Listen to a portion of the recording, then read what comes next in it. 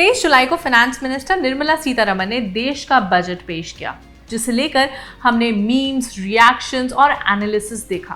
But what caught our attention was youth and employment. इस budget youth और employment को लेकर सरकार कुछ नए स्कीम्स लॉन्च करने वाली है। ये स्कीम्स आखिर क्या है और क्या ये स्कीम्स देश में बढ़ रही बेरोजगारी पर लगाम लगा पाएंगे? चलिए समझने की कोशिश करते हैं इस वीडियो में। Hello and welcome to Switch. मेरा नाम है सिमरन।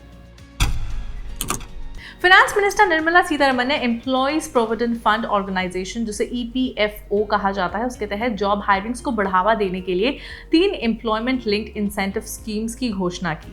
ये स्कीम्स, जिसमें स्कीम A जो फ्रेशर्स के लिए 1 महीने की salary, scheme B manufacturing sector में मोर जॉब्स और स्कीम C एम्प्लॉयर्स को सपोर्ट देने में शामिल है।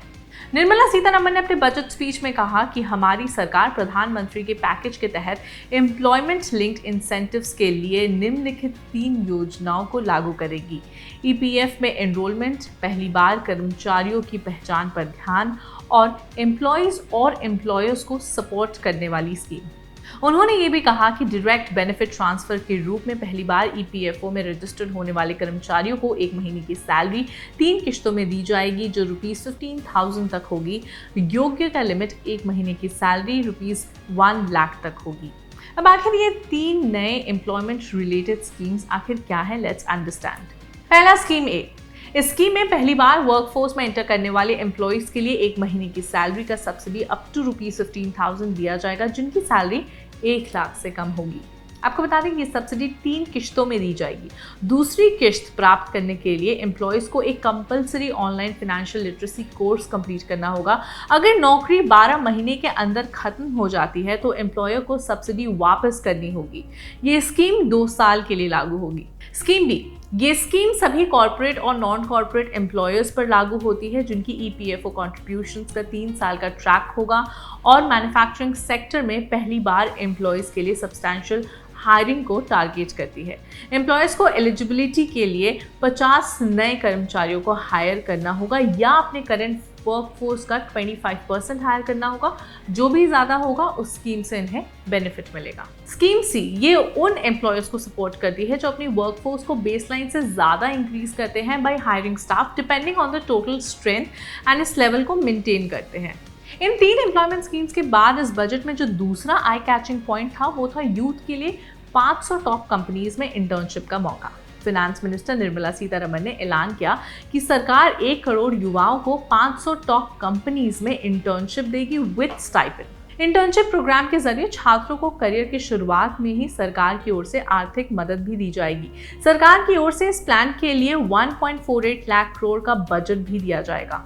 अब आप सोचेंगे कि किन लोगों को ये इंटर्नशिप का मौका मिलेगा। तो इंटर्नशिप प्रोग्राम में उन छात्रों को मौका मिलेगा जिन्होंने फुल टाइम कोर्स किया हो और उनकी उम्र 21 से 24 साल के बीच हो। साथ ही हर कंपनी की प्रोफाइल के हिसाब से ही इंटर्नशिप की योग्यता तय की जाएगी। किन लोगों को इस इंटर्नशिप में मौका नहीं मिल सकता? इस स्कीम में उन छात्रों को मौका नहीं मिलेगा जिन्होंने IIT, IIM या IISER से पढ़ाई की है। इसके अलावा जिन छात्रों के पास CA या CMA जैसी डिग्री है। इसके अलावा अगर परिवार का कोई सदस्य सरकारी कर्मचारी है या इनकम टैक्स ऑफिसर में आता है तो वो इस इंटर्नशिप योग्यता का लाभ नहीं उठा पाएंगे।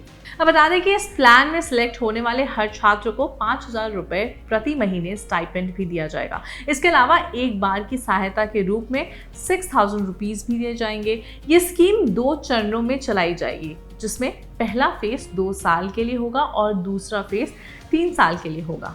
स्टूडेंट्स पर ट्रेनिंग का खर्चा कंपनी की ओर से किया जाएगा। इसके साथ ही इंटर्नशिप का 10% खर्चा कंपनी अपने CSR फंड से देगी। अब आप सोचेंगे कि CSR फंड आखिर क्या होता है? CSR का मतलब है कॉर्पोरेट सोशल रिस्पॉन्सिबिलिटी। दरअसल कंपनीज को अपने बिजनेस से होने वाले प्रॉफिट का कुछ हिस्सा सामाजिक और पर्यावरण संबंधित कामों में खर्च करना होता है। बड़े कंपनीज अपने टोटल प्रॉफिट का 2% CSR के लिए खर्च करती हैं। जो विदेशी कंपनीज हैं, भारत में काम कर रही हैं, वो कंपनीज भी ये फंड बनाती है। अगर आप एक युवा हैं और नौकरी की तलाश में हैं तो क्या लगता है आपको, सरकार द्वारा लिए गए ये स्टेप्स क्या बेनिफिशियल होंगे? अपनी राय हमें कमेंट्स में बताएं और देखते रहें स्विच।